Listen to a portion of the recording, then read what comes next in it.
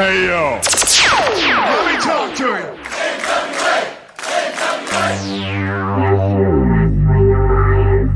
Ladies and gentlemen, welcome to the show. It's time for the Other Alliance Guys podcast with your hosts, Tim, Dave, and Jeremy.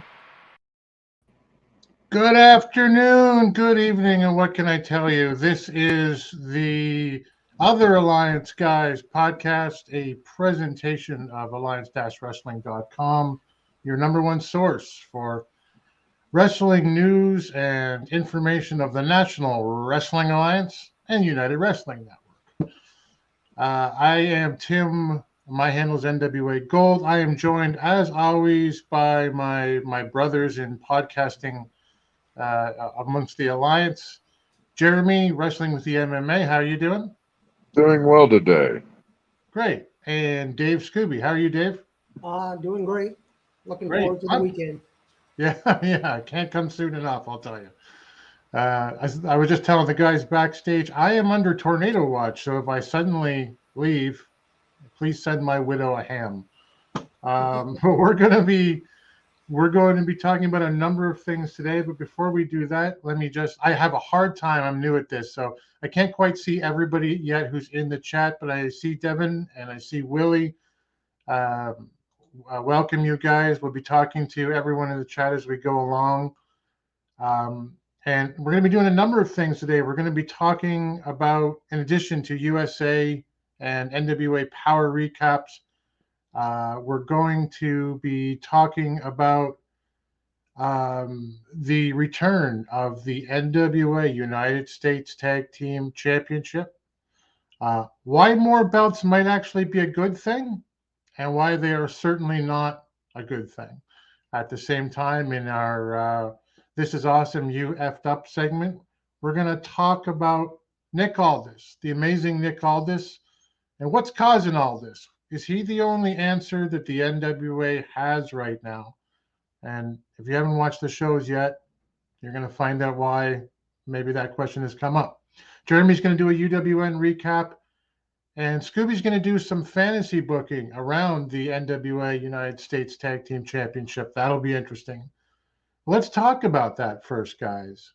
Hot off the press the other day, William Patrick Horgan announced through social media the return of the very well-remembered, even though I think they're only around about 6 years, the United States Tag Team Championship to the National Wrestling Alliance. And we're talking about the red straps with the famously painted red, white, and blue letters. Love the belts.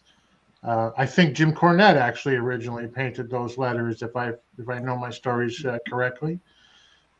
So we're looking at a secondary pair of tag team championships. How do you feel about that, Jeremy? In the state of the tag team division in your mind in the NWA, how do you feel about the return of the belts, and how do you feel about the return of them right now? Current state of affairs with their tag team depth, I'm not happy with it. I'm just hoping that there's more tag teams that are gonna come up at 74 and stick around from there on. We'll see. Yeah, and we'll talk about that. What do you think about it, Dave? It'll give, not to sound bad, but lesser teams a chance to work their way up. I think it's good in that it's going to be featured only on NWA USA, which they've stated.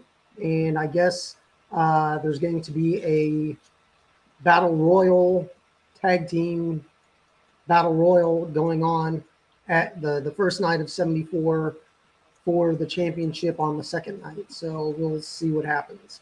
Hopefully they bring in some teams and allow them to stay. I'd like to see the Heat Seekers back. They have history. And I think if they can bring in some teams and rotate them in and out, hopefully a fresh set of eyes on the product will come with change, hopefully. Yeah, yeah. And you mentioned the Heat Seekers. They recently posted on Twitter about they're one, I think, of only three teams to hold both those belts at the same time, the World and the United States, uh, Tag Team Championships. So that'll be interesting. We'll get into it. I asked Willie Bowen at the start of the show. You got your Tyrus jokes lined up? He's got Tyrus has a weight problem. Willie says he can't wait to eat. That was a good one, Willie. And I asked the question, and we're going to get into what's causing all this, and is he the only answer? As amazing as he is, that the NWA can come up with. And Mayor Michaels McQueen, if Nick Aldis is the only answer, we might need to change the question. Might be onto something there.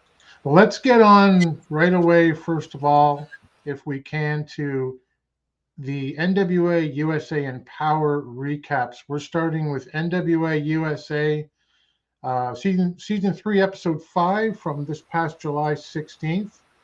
Now, on this show, I think a slight format change we have is that we're going to focus on NWA USA for while we're doing the in-depth stuff.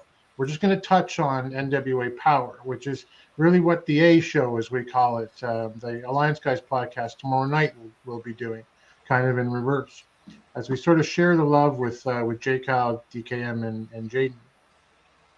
So this starts with a cold open. Love the cold open, by the way, and recently heard from I think it was Gary Horn online saying that that's a Billy Corgan mandate for this year. Just start with the action, and I think that's great.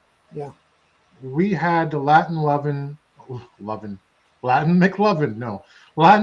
Gustavo Aguilar versus the professional Rhett Titus, and the instant classic Matt Vine in a junior heavyweight match. Titus picks up the win in this one with a Northern Lights pin on Aguilar. Dave, what did you think of this match overall? Overall, it shows that they're trying to do something with the junior heavyweight title. They dropped the ball, and I don't know whatever happened to Jay Spade, who had won a chance to go after the title, and it's like it never happened. So I don't know. I'm not really into the multi-man matches, but if you can get more people on TV and get them exposed to the crowd itself, that's how you build up challengers. And I think Rhett Titus, I mean, he's outstanding for how he wrestles, and I think it can only go up by building up more junior heavyweight contenders.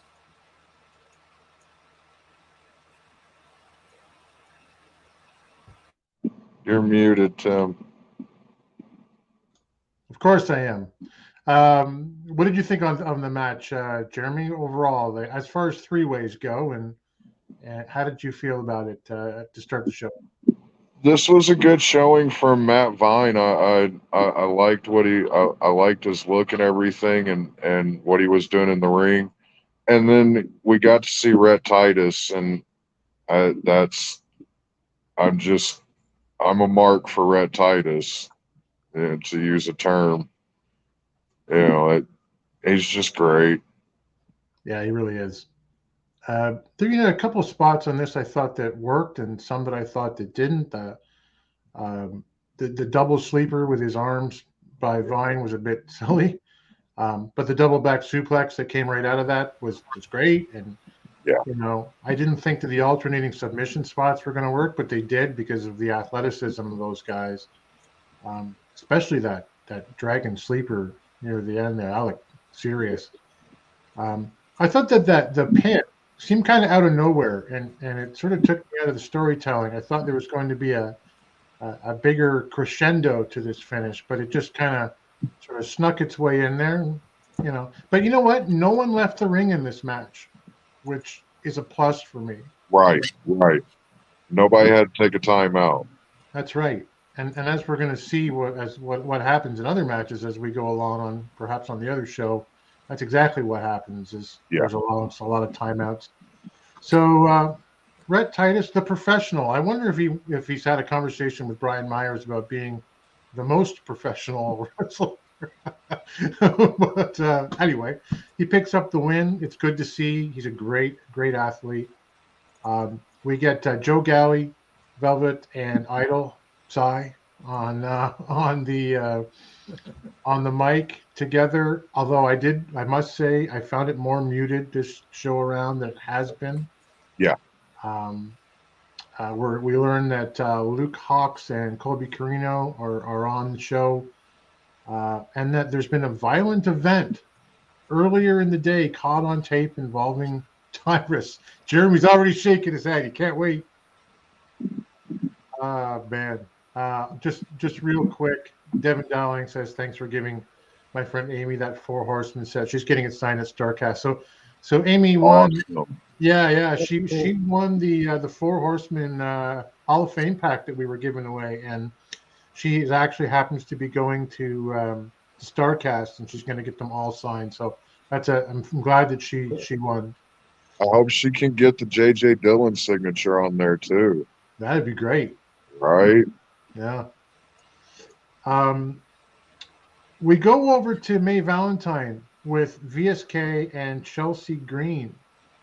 And as looks, I have the feeling this is just going to become a thing no matter who's there. But May just stiffs VSK and she goes right into Chelsea.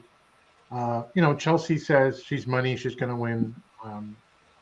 And I kind of wondered, Dave, at first I wondered, is this like something to slight the Cardona family? Is VSK in trouble with, the Cardonas, or is it only a May thing and she's only going to be talking to certain people? What did you think? I think May is picking and choosing who she deals with battle-wise, who she's friends with. I'm not really sure, but it seemed to shock him so much, and it's like, okay, you're here because of who you know, not what you know. Right. So, I mean, VSK, I've watched some of his matches online. He's very well-rounded.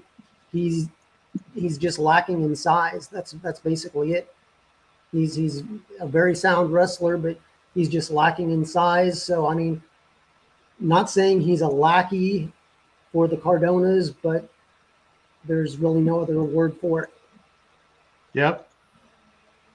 Yeah, what is up, you beautiful people? He's right. That is someone else's gimmick. Nice to see you, Heaps. Glad you're here. Jay's on the road and he's listening. The boss is here. Everyone look busy. Yeah, it's a bit strange, and it's just part of one of those clunky things that seems to happen in the NWA with continuity or explanation, and maybe we'll hear more about it at a different date. But we move on to another interview segment. The NWA has been doing this interview versus interview, promo against promo stuff for a little bit. And I know that this is Jeremy's favorite segment on the whole thing, I'm sure. Stanley's Drill, which is pointless, but I don't hate as a whole, with Gags the Gimp. And on the other show last week, the Alliance Guys podcast, DKM mentioned that there are some things that happen on a show which just, take you out of the entire broadcast and just kind of ruin a whole show for you. Before I pitch this to you, Jeremy, just to recap, we got Gags on the show who, of course, says nothing. There's a pizza. I don't know why. I don't know if there's some, tie in there that I'm not getting. He's got those, why do you wear a mask? What's your deal? What's your favorite part? I don't even remember the questions. They're silly. At the end of it, though, as Jamie Stanley puts down the microphone, he's had enough. He leaves. Gags picks up the microphone, and I mean, look, I don't want to be too much of a prude over this stuff. But he picks it up in a very phallic way, shall we say, puts his tongue against it and throws it down. And I just thought, this is for me a little bit too far. What did you think, Jeremy? So to call back to the pizza, that apparently was Kyle Davis's. He mentioned it in the This Is Pro Wrestling podcast Monday evening that was his, and he was wondering what had happened to it. Now he knows. Just completely pulled me out of it. The only thing, the ending completely killed it for me. The only saving grace to me was Jamie Stanley in this. These Stanley's drill is starting to grow on me. So it's a nice addition since they've taken away, what was it, the 30 or 60-second promo. Mhm. So it's a nice addition. It gives them somebody to play off of, but I'm over gags. But as I wrote in my notes, the live chat loves the guy. The chat loved the guy. They loved him in the chat, and This Is Pro Wrestling show. So they're seeing the gimmick that I'm not. More power to them. And I'm of the Brian Zane variety. Love what you love. Don't be a dick. But if there's fans of gags, no problem. Like there's no judgment here. It's a judgment-free zone in the alliance. But for me, Dave, this is a company that constantly prides itself on heritage and tradition. Yeah. And this is something that just doesn't seem to fit with that. What did you think of it? For me, it was an eye roller. I get what they were trying to do. Let's do an interview with a guy that doesn't talk. Okay, ha ha, funny. But to me, I mean, at least the character or the guy behind the character of Gags is being able to wrestle and show his character. I personally don't like it, but to each his own. I mean, it doesn't fit. It just does not fit. Yeah. When you talk about history, I mean, it doesn't fit. It doesn't fit anywhere. It's somebody's idea of a joke that was taken serious, and because it got a reaction, let's keep pushing it. It's a square peg going into a round hole. Yep. Yeah, like I say, I'm not the guy who's going to go, no, this show's not for me anymore, and hang up the, press the off button. It's not at that point for me yet. Probably significantly far from that point right now, but it's also something I don't think that should just be brushed aside. I think it should just, it's time that we. I think that if you're upset about something like Gags doing, a spot like what Gags did, that goes beyond just not liking Gags as a character and what he represents.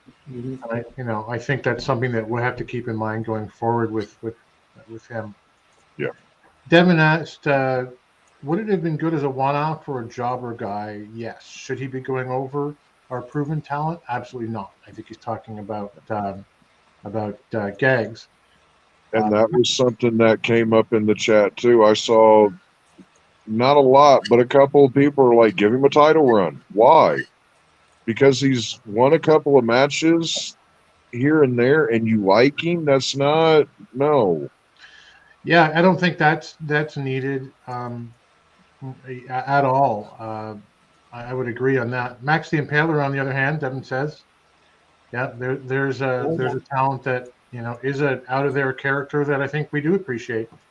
Rick Del Santo, who has been quietly tortured once by Gags online on Twitter, There's all online. How are you, Rick? Good to see you, my friend. But we're going to move past him. We spent enough time on gags, and we're going to go to footage from earlier today on a cell phone. So, Casey Rocks, you may remember from the Tyrus Slam Challenge, or Casey Rocker, as he's known elsewhere online. He's in the ring with Aaron Stevens mentoring him, and I first of all, I didn't quite get why that. I'm pretty sure Aaron Stevens beat the snot out of Casey Rocks not too long ago. I know that he said on social media that he wanted to like learn from someone who's beat him up, and good to keep your enemies closer. But whatever. But here's the deal: Casey's mom is at the podium, and she is broadcasting on her own phone, recording on her own phone, saying, "Hey, Grandpa, Casey's going to be wrestling today. Look at this. We're in the NWA. It's great." When Tyrus shows up with Black G's, and it sounded to me that the sound was fairly awful, but it sounded to me like Black G's was saying, he's talking about smack about you. And Tyrus kind of goes into the ring and choke slams Casey Rocks out of his boots. And Casey's mom runs in the ring to defend him. Can you imagine? Like, look, everyone's been from our age or above, at least anyway, and I'm sure younger, has been in a schoolyard fight. Can you imagine how you would have felt if our moms had kind of leave my baby alone? Like, oh my God! And in the professional wrestling world, I don't know. But she shoos Tyrus and G's out of the ring, and Aaron tries to help, but apparently offends her by offering his name. It was a bit clunky, and he leaves. And Jeremy, how do you think it'll play out, this this particular event, and what was the purpose of it? That's a great question. You're talking about a guy that, no offense to Casey Rocks, but I don't even think he's half of Tyrus's size. Where does this, I don't know. I don't know. Yeah. Unless it's, I don't know. I can't even think of an unless. Yeah. I didn't, Dave, do you think a guy like Casey Rocks, who's, come in as enhancement talent, but certainly has, some chance to make a name for himself in some way in the NWA, maybe as a junior heavyweight. Do you think that this particular angle involving his mom and getting involved, and is any what's the word I'm looking for? Is there any way that this helps him get over, or does this shut him down completely? Yes and no. It does help him get over in that he's getting some screen time, but it doesn't help. I mean, the storyline goes back weeks when he faced Tyrus and lost. And I don't know the long story. Only the people behind the scenes know what the actual end of the story will be. But to me, it was just they're trying too hard. They're trying to make it seem, oh, this is behind the scenes. Let's take a look behind the curtain. We don't need to see that. I just want to watch wrestling. I want to hear what people have to say. If they need to talk crap on each other, go for it. If they want to say, hey, good job, would you mind tagging up with me? Hey, let's try a new tag team. I want to see stories that make sense. Right. And this certainly doesn't, at least yet, fall into that. And I mean, I have no idea where it's going. We'll see. Maybe we won't. Who knows?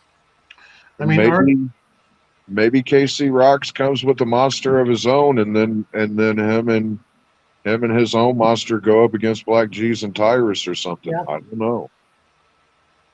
It could be. I just kept wondering, did the late, may she rest in peace, Judy Bagwell ever help Buff get over back in the day? I don't think so. Nope. What was the purpose? Like I don't know. I kind of went, well, that's it for KC for me. Devin asked, hey, is Danny Deals there this week? Nope, not this week. I don't hate Danny like they do on the A show. Those haters. He's fine for me. So moving along from that, we see the end of the Storm and Aldis match replayed, where Storm was disqualified after getting his chance to get into the race for the chase and his shot at the World Championship. And this is obviously a segment heavy show, NWA USA with promos, and we get May with Genocide, and she says she's pissed off that she's not in the world title picture when Taya Valkyrie and Natalia Markova are, and they haven't done anything. She's going to continue to work hard to get her shot at Camille. What did you think, Jeremy? I like this segment. I like to see that to see any talent, come with that passion. I liked when she said that she doesn't care who she has to go through to get the title shot. She wants gold. She wants to be a champion, and that's the mentality you need to have when you step into the NWA. Yep. Anything to add to this part, Dave? I was just glad to see Genocide get some screen time. She's a powerhouse, and I mean, if used correctly, I think she will be the homegrown, quote unquote, talent that can possibly take the title away. Yeah. But I see down the line, possibly her and Kylan going against each other as a battle for the #1 contender. And I mean, I'm all for it. I mean, she's proving herself right now. And she's showing she has some fire behind her, that she's not just, oh, I come out, I'm a monster, this and this and this. No, she's trying to bring real emotion into it. Yeah, it is nice to see. She's amazing face paint. I don't know if she's doing that herself or someone else does it, but it's really quality stuff. I kind of wish she presented more of a bit of a female Murdoch, but I mean, not everybody can pull that off, and I get it. I know that J-Cal, who's listening, thinks she's one of the most polished wrestlers on the roster. I think that she probably needs a little bit of work in the promo department, but yeah, she's really comfortable in the ring, and I look forward to seeing more of her. Yeah. We get our main event, and it's Hawks versus Carino. Luke is hot in this one. He comes out strong. He's beating Colby up with suplexes and fists and kicks, and it's pretty vicious. Colby has to do things like rake the eyes to kind of take control. He misses the Carino crush. Really lots of fists and hard hitting throughout this to sell the hatred that Luke Hawks has for Colby Carino right now. I thought that there were some really good spots in this, including a dive to the outside that maybe one of you guys can mention. But in the finish of this match, Colby gets out the I'm going to call them brass knuckles or roll of quarters or whatever it is. He dazes Luke with them when the referee's between them and hits the sunsetter, I think he calls it, to pick up the victory over Luke. Dave, what did you think of the main event on this show? I thought it was a very good match. I'm wondering where the story is going. I know Luke is standing up for his family and going after Carino, but I mean, Carino seems to be up and down. That they'll push him a while, then he lost his chance at the junior heavyweight. Then the fixers disappeared. Then they came back. It's hard to see where they're going, but I think story-wise with Luke, he's defending his family, and down the line, hopefully, it'll be a battle between PJ and Colby, either for the junior heavyweight or for the number one contender to the junior heavyweight. Yeah, it's certainly a possibility.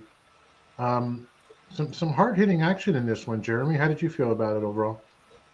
This was a brawl, just straight up, and it should have been. I like that you had the veteran Luke Hawks, and then another veteran, even though he's so young, and Colby Carino. They were able to go in and give us an actual feud match.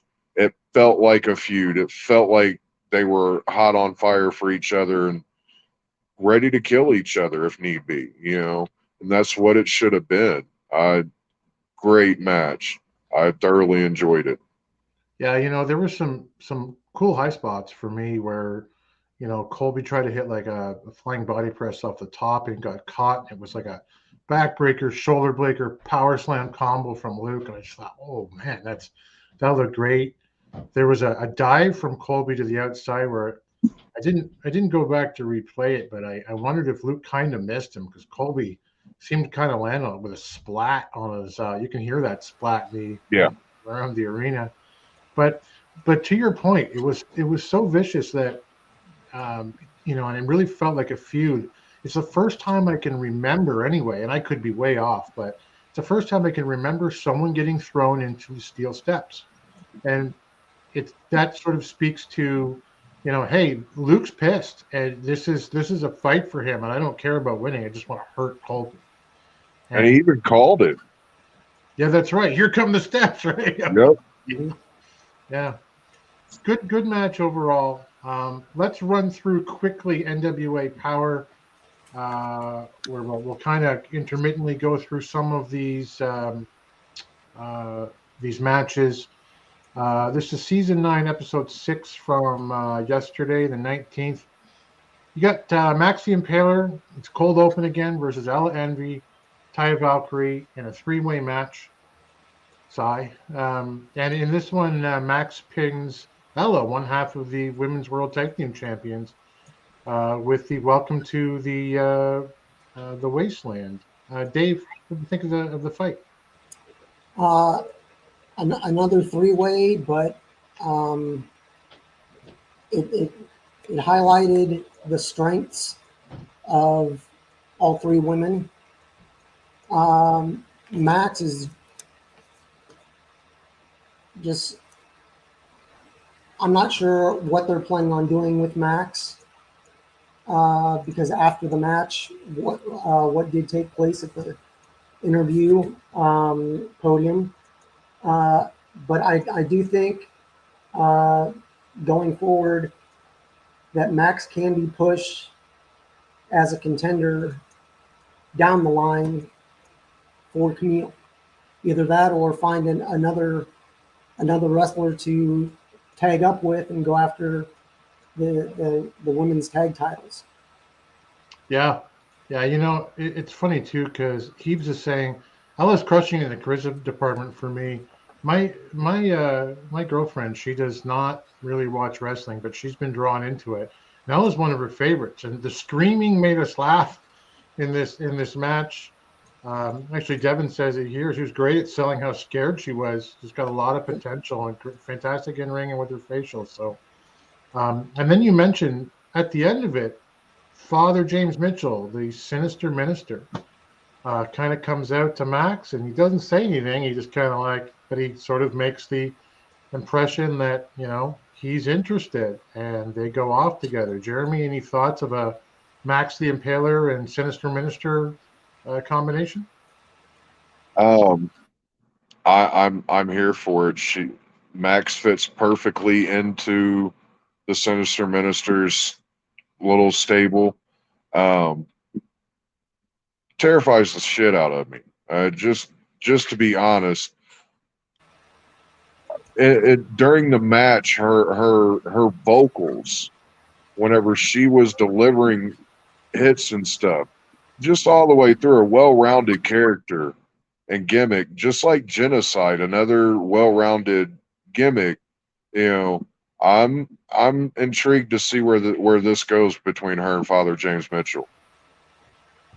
Yeah, it could be interesting. There's no one that he's currently involved with that I'm super interested in.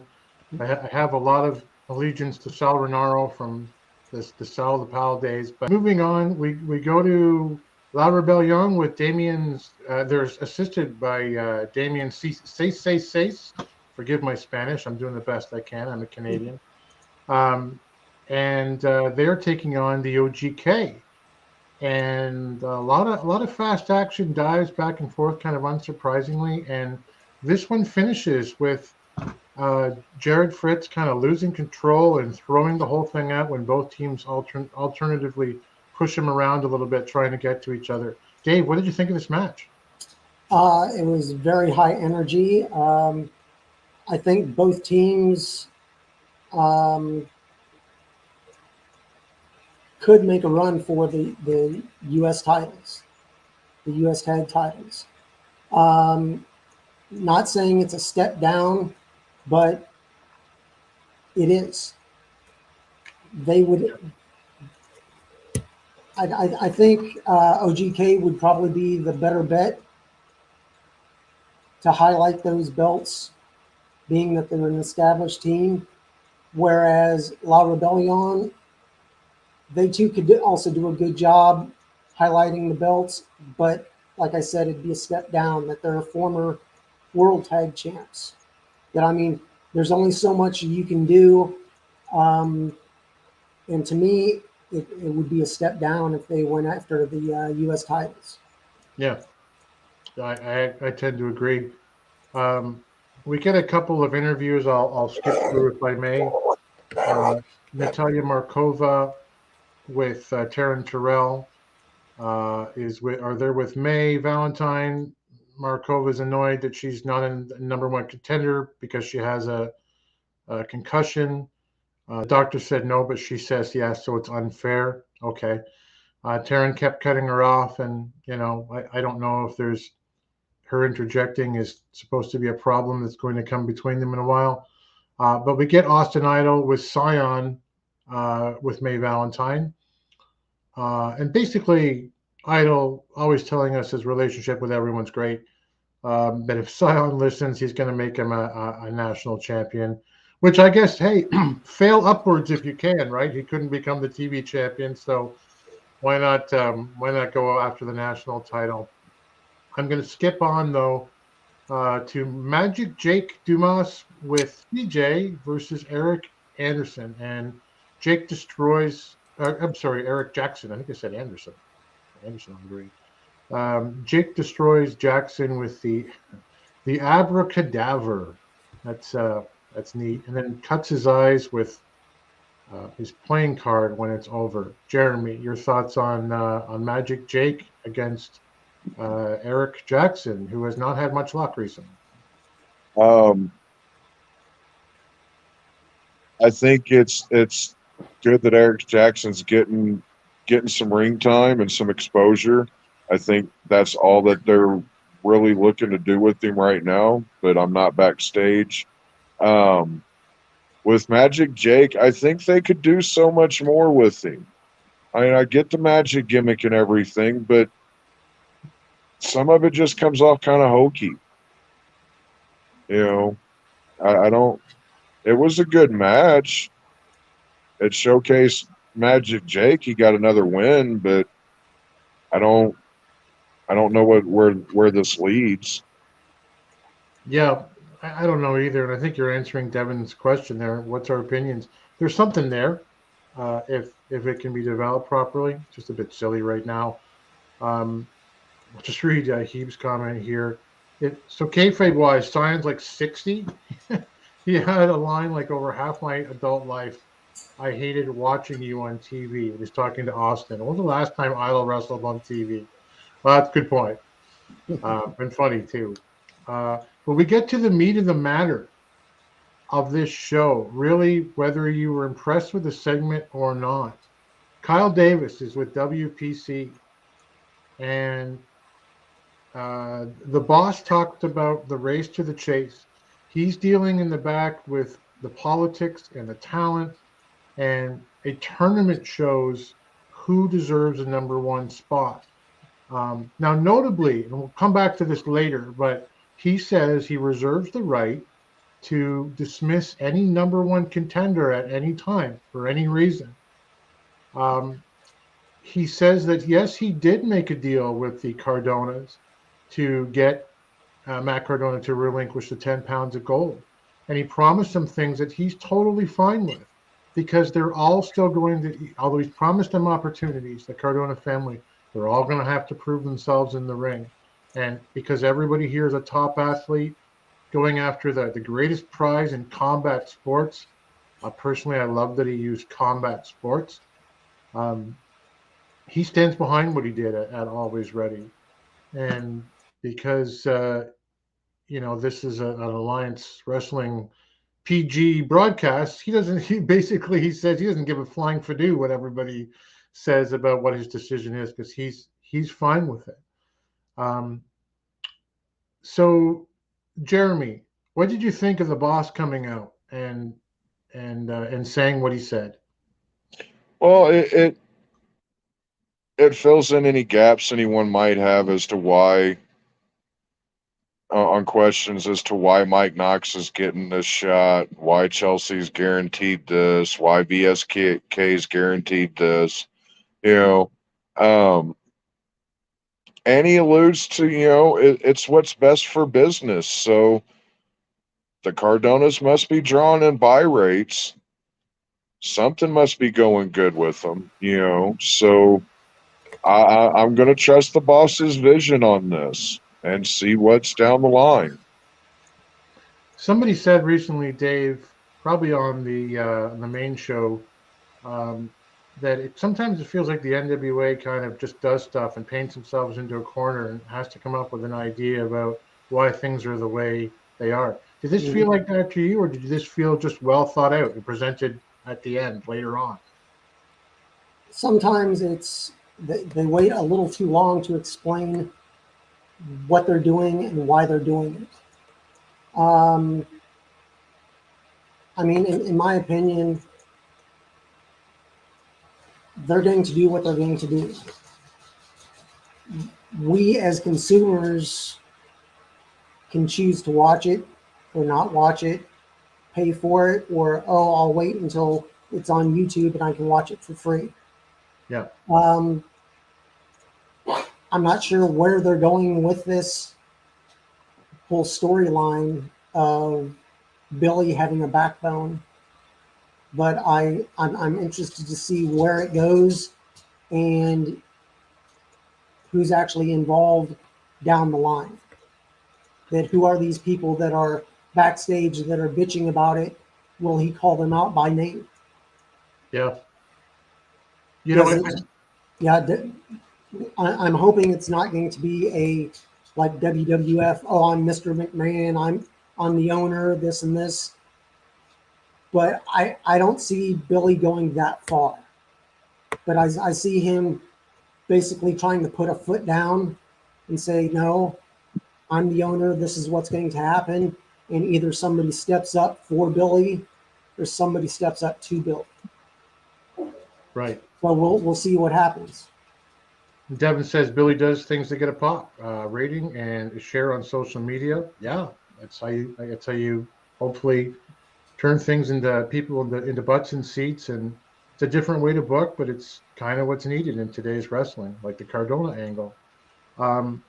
There's a very brief interview with Odinson, who I've never heard on the mic before, and with all due respect to Odinson, who's great in the ring, and I really enjoyed his, like, as much as I can enjoy a three-way match the other week. I think I know why, and it sort of felt to me like he really needs some time in front of the microphone and the camera. but Colby Carino's also there. It's a bit of a crossover. He just asks May, why is Carrie so obsessed with him? And she kind of blows him off. Really funny at the end, though. If you go back and watch it, because I don't know if you guys noticed it, but in the last second or two, when she turns back, like, thanks for your time, Colby gives her this look, and I swear to God, he puts the brass knuckles on. Like, he just like it was funny to me. Like, you're going to knock out, poor May. Obviously, that didn't happen. But in our main event, it is the four-way match for the number one contender spot for the NWA World's Heavyweight Championship. Mike Knox, who had the bye to get here, Brian Myers, who beat the Pope, Tom Latimer, and Nick Aldis. We got two members of the Cardona family. We got two former members of Strictly Business. And Devin says, yeah, he needs help. Really needs help. Good to see you, DK. In the end of this match,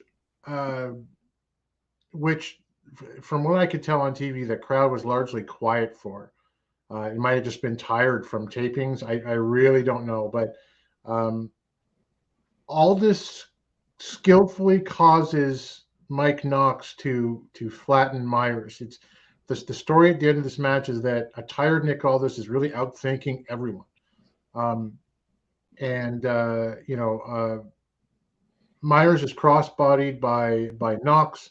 He causes Latimer, Aldis as well, to bump heads with Knox, and he pins Myers to win the match. He's the number one contender to the World's Heavyweight Championship, and as of right now, will face Trevor Murdoch at NWA 774 once again for the World's Championship. Jeremy, your thoughts about Aldis versus Murdoch one more time. Have you seen the meme with Michael Scott from The Office, and he's replying to, I think he's responding to Toby coming back? No, no, no, no, no, no, no. Why, God? Why? No, no, no, no, no, no, no. That's me. What else can really be said other than I might cry? But I'll ask our Dave. Dave, what do you think about Murdoch Aldis 27? I don't know how many it's been. Might be 4 or 5. I'm hoping it's the end of the feud, and that Trevor just goes Captain Redneck on him and just lets it all out. Yeah. That I mean, Nick has been the face of the NWA and has held the championship twice already. It's time for him to back up. I know they had to make adjustments, but it's time for him to back up. I mean, if he wants to go after the title, I'd start a storyline and have him go after the TV title, have him carry that. I mean, if he defends the TV title once a month, that's 7 months in the can, and then he can go after the championship rightfully. He's not battling 3 other guys, and by the luck of the draw, oh, he wins, surprise, surprise. Right. I mean, he's done a lot for the NWA, but it's time for him to step back and either help push other talent forward or just take a break. Well, this goes seamlessly into the topic for the round table, which I cheekily called What's Causing All This? Why is the admittedly amazing Nick Aldis the NWA's only answer? I want to say right off the bat, I'm not talking about that there's anything wrong with Nick Aldis. We all know everything that Nick Aldis has done, continues to do, what he can do. It's about his continued presence in the main event around the world title. He's going to 74 to face Murdoch. He's been in a world title match, I believe, for every pay-per-view over the last year except for Hard Times 2, which means out of 4 pay-per-views in that last year, he's been in the world title match for 3 of them. There's only 2 pay-per-views he hasn't been in a world title match. It's Hard Times 2, and the other one's in Power, where that wouldn't have happened. And there's no doubt in anyone's mind, I don't think, that Nick Aldis is, no comparisons to Lex here, the total package as a wrestler. But so none of this is on him, I don't think. But why is he the only answer is my question. He's worthy of being the answer for the NWA, but why has no one else been presented as being good enough to fulfill this role? Jeremy, why is the Nick Aldis well the only one that the NWA seems to draw from? Great question. Could he be one of the backstage politicians that Billy Corgan was alluding to? It's a great question. I wish I had the answer. What do you think, Dave? Why is Nick Aldis the go-to? Well, the only go-to guy. We know why he's the go-to guy, but why is he the only one? Well, they sort of, quote unquote, struck gold when they did the 10 pounds of gold when he won it from Tim. They built him up so much that they weren't looking behind to see, okay, let's build up some other people to either be challengers or go for lesser belts. And I mean, right now, I would love to see Jax Dane make it a 3-way. But yeah. I mean, who knows what's going to happen. Nick, I think, is too good for himself. I wonder. Yeah, go ahead.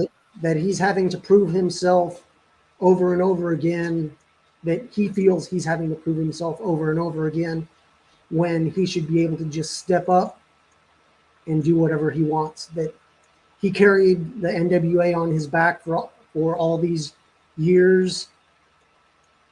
He feels he's owed it. He doesn't have to work himself into a position that he is already in that position, no matter who's champion. If he's champion, then others have to step up to him. He doesn't have to, he doesn't have to go after anyone. That he can just be the champion, and that's all that matters. DKM has pointed out here, since the NWA's return from the pandemic, the following men have been involved in NWA title matches put on by the NWA. Okay, put on by the NWA. Nick Aldis, 6, I believe he's even saying 6 times. Aaron Stevens, once. Trevor Murdoch, our current champion, 7. Mike Knox, twice. Matt Cardona, 3 times. The Pope, once. Sam Shaw, once in a 4-way, and Tom Latimer once in a 4-way. And I think this speaks to, at least somewhat, to the problem that we're talking about here. Why are there names like Tom Latimer? Why isn't he ready yet, from the NWA's perspective, to be that person? Why isn't the Pope ready? Why isn't Jax Dane maybe ready for that as well? Those are 3 names that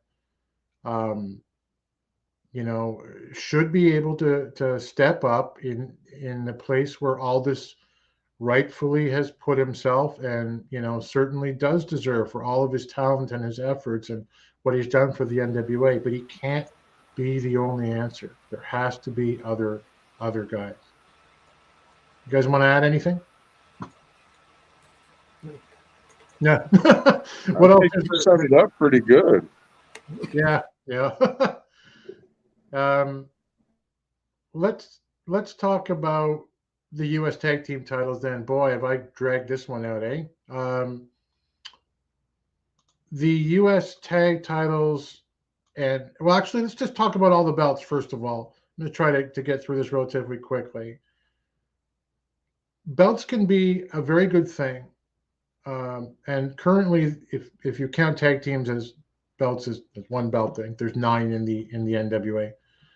With the arrival of the U.S. tag team titles, it's probably, I haven't looked at the roster. I'd be guessing that it's probably 20% of everyone on the roster will have a title, or at least it's a number in that area. So there are some reasons why a belt can be a good thing. Lots of belts. There's going to be some short-term excitement for the NWA U.S. Tag Team titles and the history. If you think it's a great history, and they can be a great focal point for storytelling. Is there a good side for you guys, for Jeremy, for bringing back these titles and for the number of titles that we have overall right now? If they actually focus on them and build good stories with them, then yeah, they're great. And we have a depth of tag teams that can go after them. It's awesome. Yeah. You're waiting for the other side to kick in, yeah. Yeah. I don't blame you, Dave. Yeah. Dave, is there something good about this that with all these belts that you can extrapolate on? Well, with all the belts, it does give more challengers for the belts, whichever belt it may be. With the new U.S. Tag titles being brought back, it'll give more of a chance for the tag teams to be put on display. And I believe they stated that the new tag titles are just going to be defended at pay-per-views and on NWA USA. So I'm thinking if they add on one more match, either let's have 2 tag teams fight for a chance to be contender, or they have a title defense. The USA could possibly be moved to a 45-minute time limit, maybe even upwards to an hour. So I'm not sure what they're planning on doing. I'm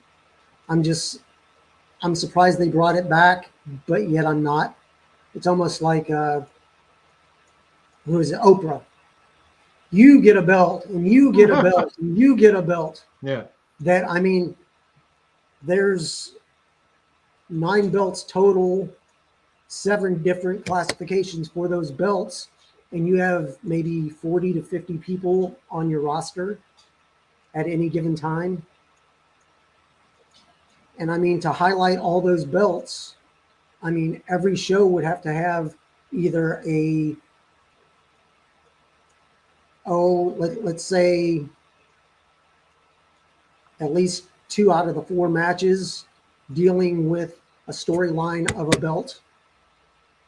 Well, we've already kind of flipped it over with that then to the other side about why are they a bad thing. And I was going to say for the good side is maybe it signals that there's a lot more influx of talent. This being a positive let's hope so. Side of it, that Billy's willing to bring in all these tag teams that can help fill these roles. On that bad side, however, like you've mentioned, why do you need all these belts if your roster's only got 40 or 50 people on it? And the saturation of the company that comes with these belts says to me that the titles aren't going to be worth as much as they are when they're they're few and far between. Jeremy, do you think there's enough talent to warrant the belts, and isn't adding another tag team title, when there maybe aren't enough tag teams right now, putting the cart before the horse? Yeah.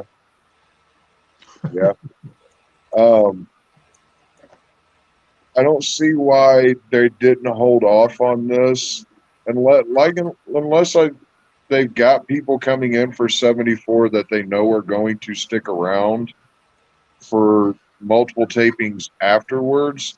They don't have the depth right now, I don't feel anyways. This would have been good to bring out a Crockett Cup. Yeah. Secondary prize, You know, It's a great point. Or the prize, right? yeah, With the so you don't have to give up your world tag titles at the top. right. Talking about tapings, Heeb says you could build up USA now. You could have its own tapings separate from Power, use more of the local talent. Um, it's. I guess we're going to see what happens, and I like to believe that it means that they have a plan to bring in more tag teams down the road, or at least make some more internally. Because I tried to name more than 10 tag teams today, and I couldn't really do it as I was driving along in the car. Um, Doty, hey Doty, he says I want different tag teams and the NWA regulars for the U.S. tag. The only NWA regulars I want to see are Hawks, Ariel Begotten, and the Rude Dudes. Yeah, haven't seen the Rude Dudes in a while. So I really, in the end, I think that we want to focus on the positives, the local talents, as Doty throws in here as well, agrees with. I don't know how this is going to go, and hopefully we'll see where it goes. But Jeremy, why don't you give us the UWN report for this week, and let us know what went on in hey, it's the cat championship wrestling from Hollywood and Memphis. All right. First off, we'll start off with Championship Wrestling from Memphis. Show opens with a recap of Mike Anthony's brutal assault of Wrestle Center Captain King Cobra. Then Mike Anthony comes out to address last week. Dustin refuses to hold the mic. Champ talks some smack to Buff Bagwell. Then he finds John Dalton in the crowd, attacks him in the ring, and then slams his head off of the announce table. Just as Mike Anthony's about to put him through a table, the gun show comes out, calls out Mike Anthony. Then we get a backstage segment with McKenzie and Nix. Nix is happy to be getting her name known in Championship Wrestling from Memphis, and she's confident that she can win gold in the future. We have a match between Shalance and Rebel Kell. Rebel Kell steals a win with the schoolgirl roll up. It was a good match. Then we've got McKenzie backstage with Derek the King. The King wants to know what he has to do to get a one-on-one with Van Vicious. We jump to Dustin Starr with Jimmy Blaylock and the Hollywood Clique. Jimmy Blaylock says that he hates Derek Starr, always has. If he wants a one-on-one with Van Vicious, then he has to agree that if he loses, he becomes Van Vicious's assistant. We then get a match with Casanova Colton Cage and Kid Wrestling. Kid Wrestling got hurt a couple weeks back by the posse. He got a shoulder spike to the eye, and I liked how they've got the one eye on his mask blacked out now to reflect that. Warriors. Casanova Colton Cage gets the win with the top rope missile drop kick. The main event is a tag team championship match between the Skimmerhorns and the Posse for the tag team championships. The Posse retain when Little Chris gets a roll up on Brad Skimmerhorn and his feet are on the ropes naturally. Then Dustin Starr speaks with the Gun Show. The Gun Show wants Mike Anthony right now, but Money Mark comes out again with Big Jack and Brother Bruce. The Gun Show gets into the ring, but it's a numbers game. They get him out of the ring. There's the table set up. Mike Anthony comes out, and the three of them end up putting the Gun Show through the table. That wraps up Memphis Wrestling. All around another 5-star show. It's just good stuff. Then we go to Championship Wrestling from Hollywood. We start off with Carl Fredericks and Kevin Knight, both New Japan Strong. Carl Fredericks gets the win with a Manifest Destiny DDT. Solid technical match from both men. Then we get Marina Shafir versus Alex Gracia. Marina Shafir gets the win with the guillotine submission. She's calling herself the problem, and she's definitely proving to be just that for Championship Wrestling from Hollywood. We get Pretty Peter Avalon with El Primo Henio Tribeca. Peter Avalon catches El Primo Henio with the martinis. It's double knees to the back for the 3.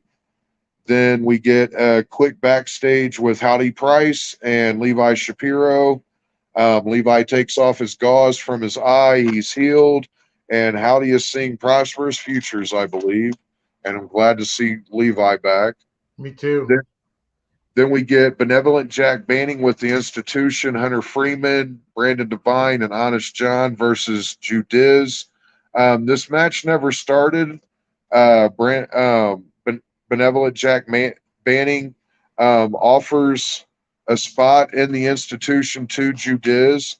He declines, and then they proceed to attack him. He succumbs to a guillotine, which I didn't care for that. We got 2 pretty much back to back. But all in all, it served its purpose for what it was supposed to do. Then we get Megan Hartman in the back with Prince Nana and Invictus Cash. Prince Nana promises that by the end of the night, the embassy will have a new member. Then we get Invictus Cash with Prince Nana versus Koto Hiro. Invictus Cash picks up the win. It was a brawling or a brutal match, just a mauling. Then we get Jordan Clearwater backstage. He talks about his upcoming match with Chris Adonis, and he's going to stay the champ and says to watch till the end. Then we immediately jump to Chris Adonis versus the UWN champion Jordan Clearwater for the title. Chris Adonis locks Clearwater in the master lock. And while he's got that, Prince Nana comes out, distracts the ref, which allows Jordan Clearwater to break out of the master lock and Invictus Cash to smack Adonis across the head with the belt. That allows Jordan Clearwater to hit the Midas touch for the win. The only complaint I had about that show was the back-to-back guillotines. But other than that, it was a solid show all the way around. Again, if you're not watching the UWN, you got to tune in every Saturday and Sunday. You beat me to it. How's that for a main event, eh? UWN World Championship, Jordan Clearwater, Chris Adonis. It's like fantasy booking for some parts of the NWA and other places. Right? Yeah. Appreciate that. And speaking of fantasy booking, Dave, the United States Tag Team Championships, how would you book them now that they're here? I know. I'm thinking have an established team such as OGK start off, being that they are new/old titles. They do have history with quite a few good to great wrestling. I mean, you have Steiner Brothers. I mean, established wrestling teams. I don't want to just see a team thrown together. I'd love to see OGK, being that if it's going to be defended on NWA USA, they'll be available hopefully for those tapings if it doesn't interfere with any of the Impact tapings. But you'd have an established team that could work with other teams to bring them up. And I mean, like you were saying, Tim, I'm racking my brain. They'll have to bring in at least 4 to 5 outside teams to build up to 10 teams for this battle royal. And I'd rather them just have tag team versus tag team. Because I mean, you're knocking 9 teams out automatically. Right. So you're not building up anybody. The only person you're actually building up is the winning team, and possibly the team that gets knocked out for them to win. But I mean, with a battle royal, it seems, I mean, to me, it seems like a waste. I agree. I don't see how that's a way to do it. With a battle royal. How would you feel about a team like the Ill Begotten, Jeremiah Plunkett and Alex Taylor in that spot as U.S. Tag Champions? I could see them doing well. As individual wrestlers, they're very good. They need to prove themselves as a tag team. And nothing against Deals, but just push him to the side. Right. Jeremiah can talk. Alex can talk up to a certain point. If you don't have him do the deer in the headlight where he gets caught and he's like, I mean, I know he's young and they were probably playing up that point, but I think Ill Begotten, if Deals is taken out of the equation, you have some good wrestlers that the belts could help make them. That with OGK would make the belts, whereas Ill Begotten would be made because of the belts. Right. I think that's a really important distinction. A team like Jeremiah Plunkett and Alex Taylor, or I haven't seen the Golden Rocket in a while, Marche and Jordan Clearwater. Jeremy, do you see one of those kind of teams fitting in there? I don't hate the Ill Begotten holding the title. I agree with Dave. They need to be built up more. They need to get some wins under their belt and prove, show that they're competitors and can carry a title. I don't hate the Golden Rocket one either. We're already seeing Jordan Clearwater carrying gold. He's already defended it 3 times in the UWN. So he brings youth to it, and who knows, putting it on him could keep him around and build his legacy that much more. Yeah, Dave, Doty had said outside teams that differentiate it from the world title. Would you bring in local talent? Like for me, I look at a team like the Southern Gentlemen, who I do not know. I didn't know before the taping when they showed up, and who they are what they are, and we see them sporadically and mostly in enhancement style roles. But do you think it like local talent like that could be the answer to differentiate them from the world titles? Yes and no. On the yes side, it would elevate talent. Plus, them being local to the Knoxville, Nashville area, they could defend the belts.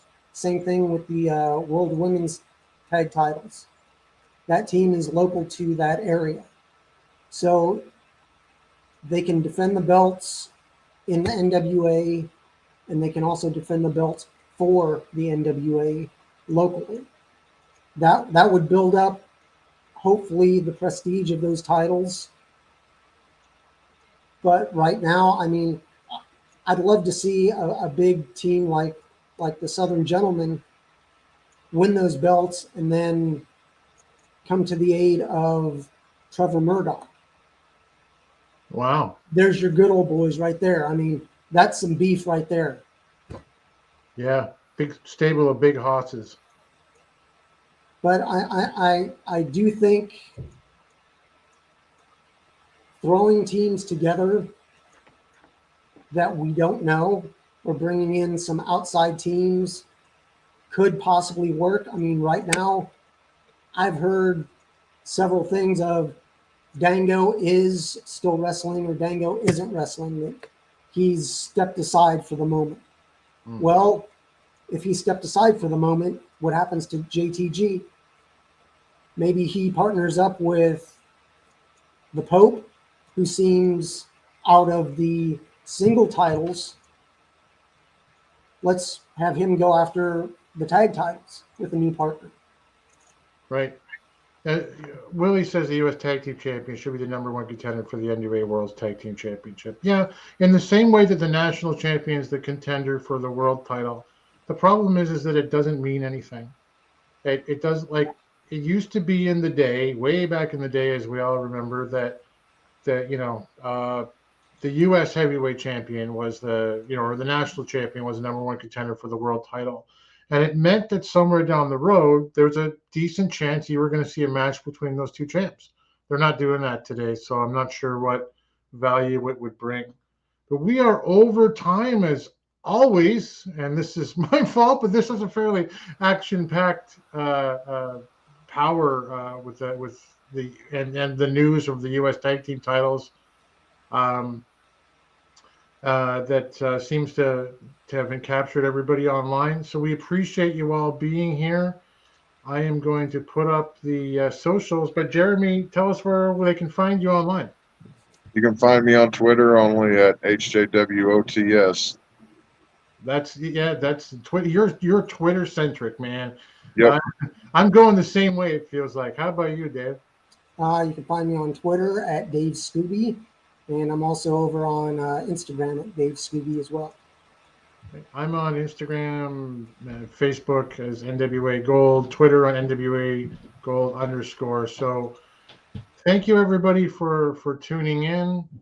We really appreciate you being here, all of you guys in the chat. It's been wonderful talking to you, and we hope to see you again next week. So until then, for Jeremy and Dave, work hard, treat people fairly, earn respect. We'll see you at the matches. Thanks for joining the stream. This has been a presentation of Alliance-Wrestling.com. We genuinely appreciate your support. Would you consider subscribing so you'll never miss a future episode?